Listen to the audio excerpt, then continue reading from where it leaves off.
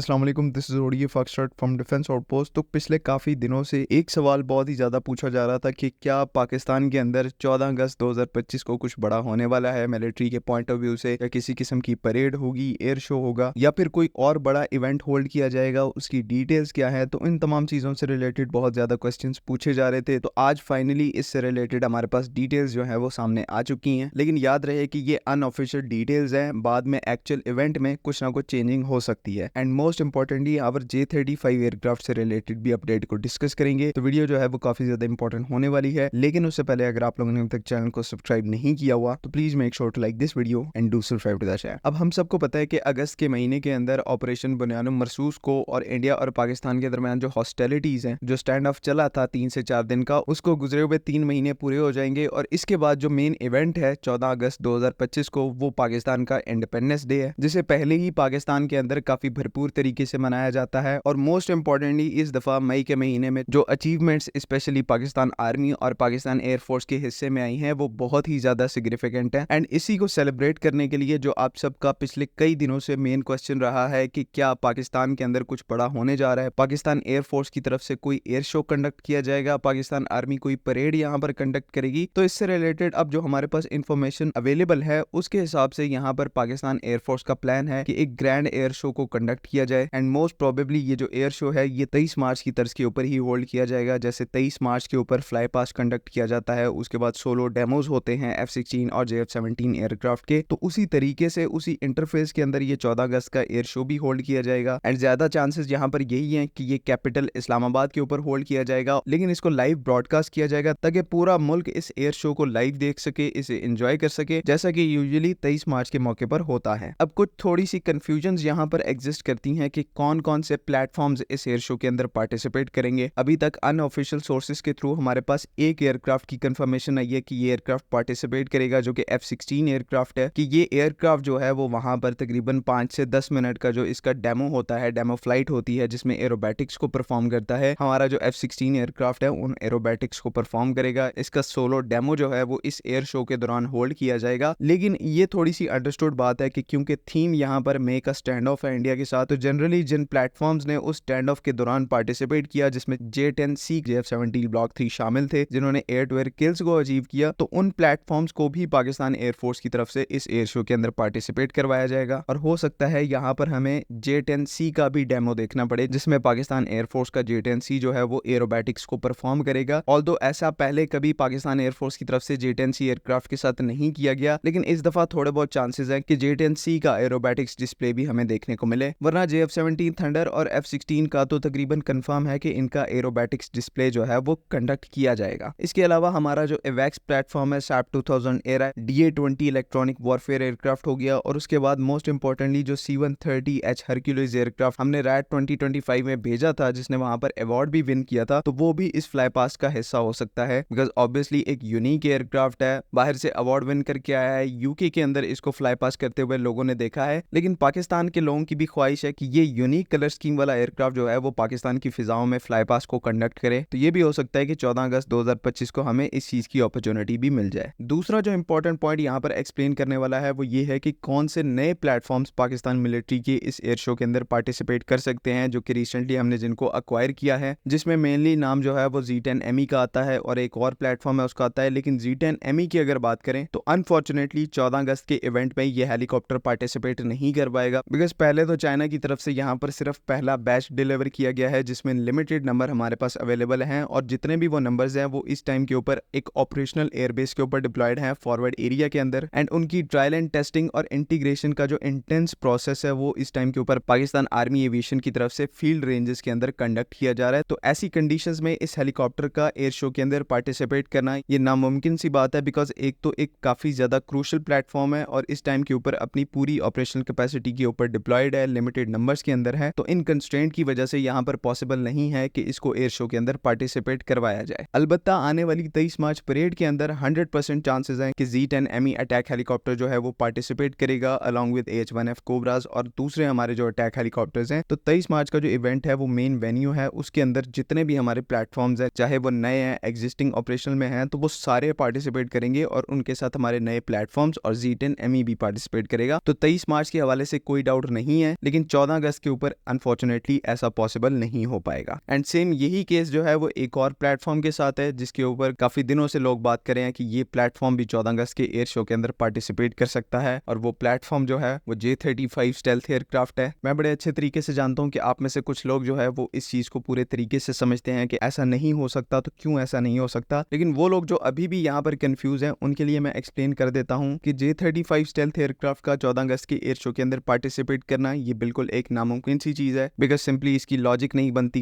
क्योंकि ना तो इसका कोई डिलीवरी टाइमलाइन जो है वो स्केड्यूल हुआ है और ना ही ये एयरक्राफ्ट पाकिस्तान एयरफोर्स को डिलीवर हुए हैं। तो जब पाकिस्तान के अंदर ये एयरक्राफ्ट मौजूद ही नहीं है तो इनको एयर शो के अंदर कैसे पार्टिसिपेट करवाएंगे। हाँ, ये है कि जो आने वाले इंपॉर्टेंट इवेंट्स हैं, जिस तरह के 23 मार्च की परेड और उसके बाद के जो इवेंट्स हैं, उनमें आप एक्सपेक्ट कर सकते हैं कि मे बी J-35 एयरक्राफ्ट जो है वो पाकिस्तान एयरफोर्स को डिलीवर हो जाए और उसके बाद हम लोग जो है वो उसको फ्लाई पास के अंदर पार्टिसिपेट करवाना शुरू कर दे। तो फ्यूचर के अंदर आप एक्सपेक्ट कर सकते हैं, लेकिन ये जो 14 अगस्त वाला एयर शो है ये तो आज से 14-15 दिन के बाद है, तो इवन एक्सपेक्ट करना कि J-35 एयरक्राफ्ट जो है वो अभी से पार्टिसिपेट करेगा तो ये एक बचगाना चीज है। इसको जो है वो आप छोड़ दें। फ्यूचर के अंदर जो होगा वो इंशाल्लाह दुनिया भी देखेगी, वो आप भी देखेंगे, तो उसमें कोई टेंशन लेने वाली बात नहीं है। अभी के लिए जो हमारे पास प्लेटफॉर्म्स हैं उनके साथ एयर शो को कंडक्ट किया जाएगा। उम्मीद है कि यहाँ पर तमाम चीजें क्लियर हैं। अगर इससे रिलेटेड कोई भी कंफ्यूजन है तो काइंडली आप कमेंट्स में जरूर पूछ सकते हैं। बाकी अगली वीडियो तक के लिए अल्लाह हाफ़िज़। पाकिस्तान जिंदाबाद।